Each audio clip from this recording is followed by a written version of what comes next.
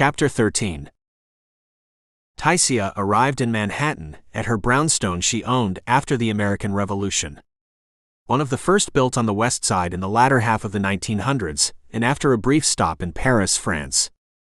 There she obtained a mixture of perfumes and creams she used to keep herself young and beautiful.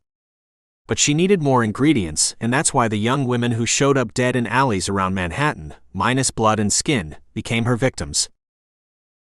Letting loose her male witches to kill freely and bring back the fluids of a young woman helped her in her quest for beauty. When she entered her home, her warlock stood waiting attentively for her with encouraging news. The human female which the vampire Jovani wants to marry has lost her watchdog. For some reason he abandoned her, even though Jovani is away and can't protect her, but then we can't say where Jovani is. With vampires, they can be anywhere in the universe. We have limited powers when tracking them, one vampire said. I know. Don't remind me, Taisia said, her eyes shining and her body stiffening at the thought. The witch hunters had killed all the powerful ones who could have taught them the arts of supreme witchcraft. That occurred many centuries before them. Those bloodthirsty witch hunters destroyed our books and chants, along with the elders who knew our ways better. Our elders were the ones who could lead us into the light where we could have control over mankind. Now instead, we're the ones being controlled by vampires. The scum of the earth, Taisia said, glancing around as if she thought the wall had ears, and perhaps they did. It was with her kind that she could voice her displeasure about Jovani and Sasha. Especially Sasha. She swished around, dropping her confining clothes, choosing to remain naked while wearing only her black high heels. Proud of her body and enjoying the lustful glances of the males as they salivate at her beauty and perceived youth. But now it's the vampires who rule, and we are their lackeys and errand boys, a tall blonde sorcerer said, walking close to Taisia, hoping to become her favorite. He stood 6 feet or more with a body that he used to entice young women, and then when they fell in love with him and trusted him, he would use a potion to paralyze them and carry them to Taisia to drain the life from their bodies. He was the most dangerous of the male witches because he was handsome and charming. That werewolf, what's his name, Justin Samsa, doesn't know that Jovani left that girl unguarded. I will need you to find a way where I can kill her without Jovani discovering the nature of her demise. It has to be done soon. Do what you have to do to get close to her, Taisia said as she pulled the witch down to a chair. She spread her legs and sat across his lap and unbuttoned his pants. You need to get pants with zippers.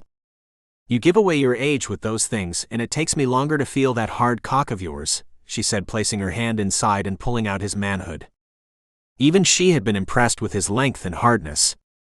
If he continued his superb work, then he would indeed be her best witch. And she would award him handsomely. He lowered his head to capture her unusual large breasts and large extended red nipples into his mouth. She raised her breasts to give him ease at sucking them as he held them with both hands. Then she rose to sit on his ever-thick and ever-hard cock. Pulling at his hair, she said, I've enjoyed this cock for centuries, and if you want me to continue doing so, then you will find that little bitch and kill her and that werewolf if he interferes. But only if you need to kill the werewolf. I don't relish that Samsa pack seeking revenge. And I don't have the energy or the manpower to fight them, she said, pushing down on his penis and coming up several times as she charmed him with her look. The male witch grunted in pain and pleasure as she moved up and down, and then sat down hard on his penis, causing a bruising of it as she grew tighter because of age. When she reached her orgasms, she rose from his body, leaving him heaving in unsatisfied arousal. She wanted him that way. Wanting more and him coming back to do her bidding. He was there for one purpose, and that was to satisfy this witch. If he couldn't, there were many male witches and human males who were willing to provide her the pleasure and satisfaction she needed and sought. There had never been a shortage of humans who would kill for riches and the chance to learn about the dark arts where they could wield power to control those around them with spells and chants. But he was the most capable at his job of seducing young women, and he was as cold and deliberate as Taisia or Sasha. And that's what Taisia admired about him. He wasn't weak for anyone, and that's where he and Sasha differed. Her weakness was Jovani as much as she wanted to deny it. When Taisia had finished with her blonde male witch without draining him of his strength, Hannah wondered about Jovani as she turned off the shower, trying to decide if she would agree to marry him. Hannah stood talking to herself in the mirror in the bathroom after she stepped out of the shower. How can I marry someone I know nothing about? What will I tell my parents when they ask me about the man I'm in love with? She admitted. But she wasn't quite sure she did want to marry him. Sure, he was handsome, beautiful, and rich, but that wasn't a reason to marry. Or was it? She thought. If only she didn't love him. If only she felt that kind of desire for Justin, then she could take her time and decide and get to know Justin better. After all, he did say she had two choices, him or Jovani. If she believed him, then she did have only two choices. That of a werewolf or a vampire. She had never been that confused in her young life. What did all this mean, and how was she going to reconcile this craziness? She dressed and headed out the door to see her parents. She had a few dollars saved from her meager inheritance after paying for her books and tuition that her grandmother left her. And not paying rent helped her financial situation. She would take a cab and not the subway. Since the news of an ever-increasing body count of young women showed up on the nightly news, and Gabriella warning her that she shouldn't go out alone, had her afraid to go outside day or night. The only way to combat those irrational feelings were to work through it and not let it bother her. She wasn't completely dismissing what Gabriella said, so she thought a cab would be in order. When she arrived early Saturday morning at her parents' brownstone, they were having their morning coffee. That was a great time to catch them during coffee and between the news. Her father turned to the door, hearing the sound of a key. Sitting in his recliner with his paper in hand and the coffee on the table next to his chair, and the remote to the television close at hand, he around and up. "Look who's here, Lily," he shouted. I guess she realized she had a mother and father and came to check on them. Hannah blew out a full breath and rolled her eyes when her father turned back to his paper. Brian, Hannah's father, had been playing the sympathy and guilt card since she said she was moving out. As hard as she thought it would be and as unpleasant, Hannah needed to break the news to them, even if she wasn't sure herself about Jovani. But she had been sure of one thing, that she wanted to be with Jovani, and she loved him. She stood looking at her mother descended the stairs and walked over to her and kissed her on her cheek as if she had been away for years. It had been only a few weeks, if that. When her mother let her go from her anxious and loving embrace, Hannah took a seat on the couch facing the fireplace, which had never been used. Not even when her grandmother had lived in the sprawling house.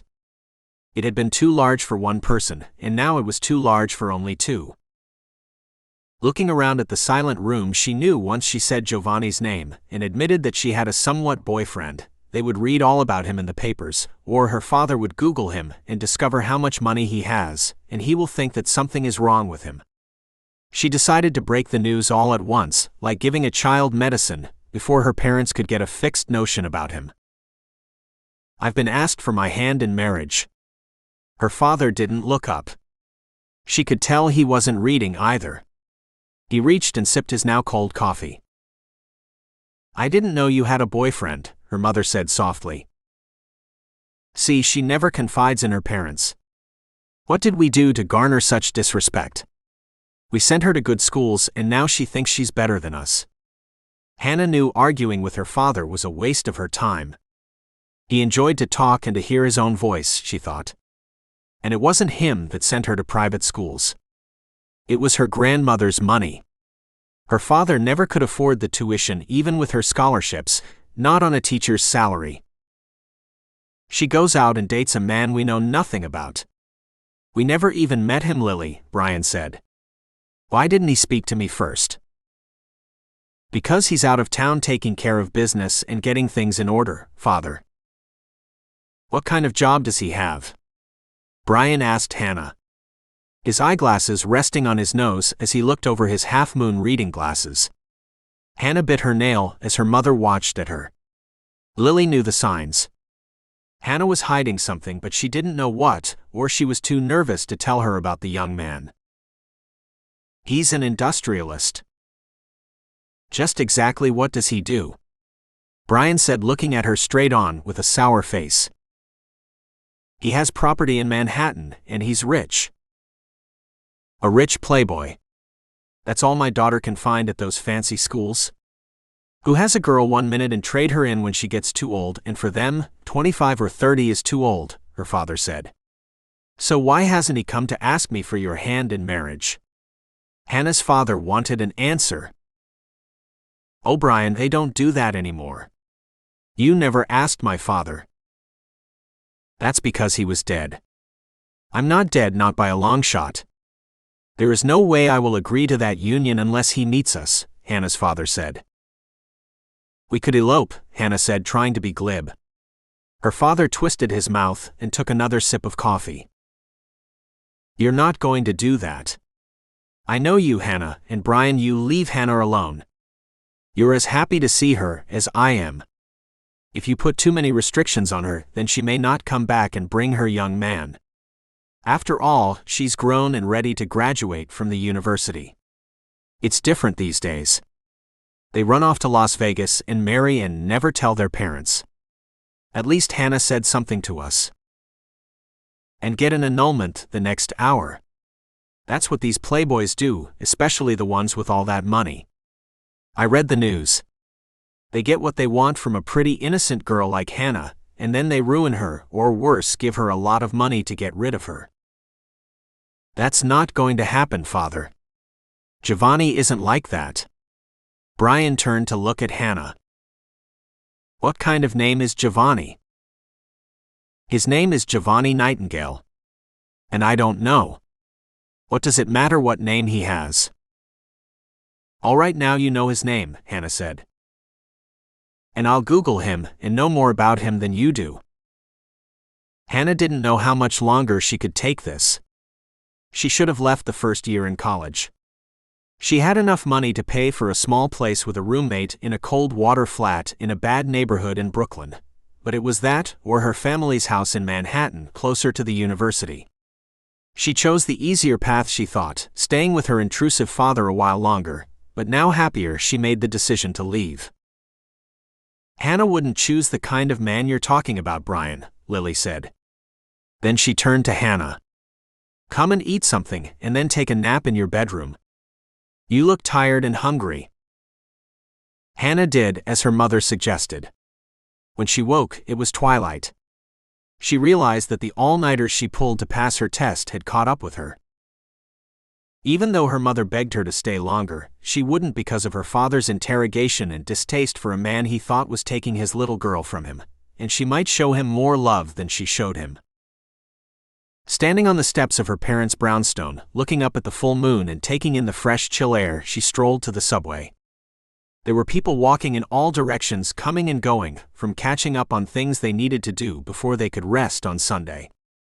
As she neared the subway, an eerie feeling took over her. Just across the street, she saw people entering the entrance to the subway, but where she stood there was no one, and no sounds of shoes scraping the sidewalk behind her. No streetlights. Only the ones before her, leading into the subway.